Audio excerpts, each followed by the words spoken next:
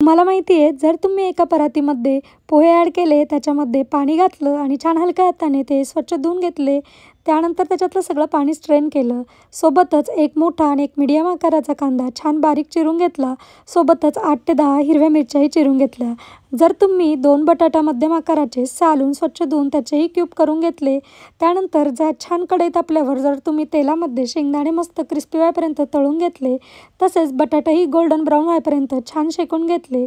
त्यानंतर जिरं, मोहरी, कढीपत्ता आणि हिरवी मिरची याची एक फोडणी दिली. त्यात कांदा टाकून छान परतवून घेतला. त्यानंतर हळद टाकून पाणी टाकलं थोडंसं आणि छान परतवून त्यात सगळे भिजवलेले पोहे आणि मीठ ॲड करून मस्तपैकी परतवून घेतलं आणि झाकण ठेवून 2-5 मिनिट वाफ काढून घेतली. त्यानंतर पुन्हा छान एकदा मिक्स करून त्याच्यामध्ये थोडीशी साखर आणि भरपूर सगळी कोथिंबीर घालून 5 मिनिट वाफवून दिले. त्यानंतर तुमचे गरमागरम मऊसूत असे पोहे तयार आहे.